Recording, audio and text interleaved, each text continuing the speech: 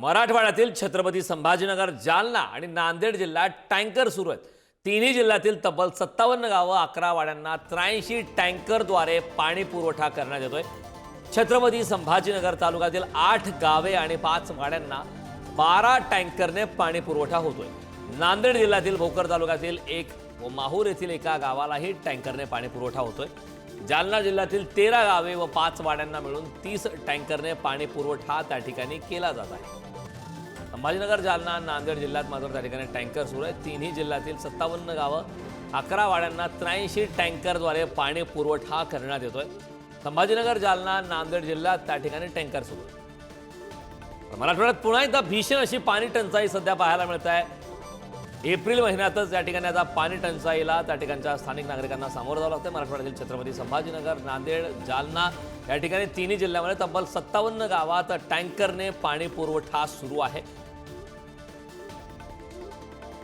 या संदर्भात ताजी अपडेट देण्यासाठी आपले प्रतिनिधी सचिन जिने आपल्यासोबत जोडले। सचिन, संभाजीनगर, जालना आणि नांदेड या तिन्ही जिल्ह्यामध्ये भीषण पाणी टंचाईचं वास्तव समोर येतं, काय सांगशील सविस्तर?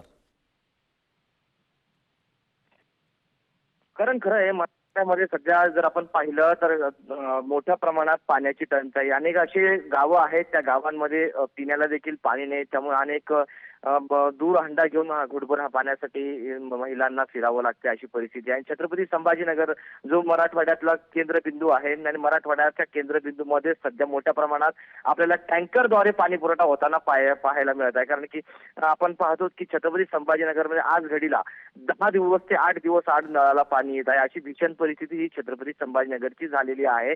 आणि आपण आजूबाजूचे जे जिल्हे आहेत, बीड असेल, धाराशिव असेल, त्याचबरोबर जालना असेल, या जिल्ह्यांमध्ये देखील मोठ्या प्रमाणात टँकर सुरू आहे। आता रोज जर आपण पाहिलं तर अनेक गावांमध्ये आज टँकरचा सहारा आहे पाण्यासाठी, आणि यामुळेच अनेक गावांमध्ये जे आहे तर स्थलांतर देखील होताना पाहायला मिळत आहे। कारण की पाणी नसल्यामुळे अनेक गावांमध्ये कामं नाही आहेत, त्याचबरोबर जी जनावरे आहे, दुभती जनावरांना देखील पाणी नसल्यामुळे आठवडी बाजारांमध्ये जनावरांना विक्रीसाठी कवडी मोल भावात आणलं जात आहे आणि कसायाच्या दावणीला ही जनावरं बांधली जात आहेत। त्यामुळे कुठेतरी आता पाणी टंचाईचा जो सावट आहे तो दूर केलं पाहिजे आणि मराठवाड्याला अक्षरशः टँकरवाडा बनवण्यापासून वाचवलं गेलं पाहिजे, अशीच अपेक्षा या ठिकाणी आता नागरिक व्यक्त करतायत। त्यामुळे आता कुठेतरी प्रशासनाने कडक पावलं उचलण्याची गरज आहे, पाण्याची मुबलकता करणं देखील गरजेचं आहे।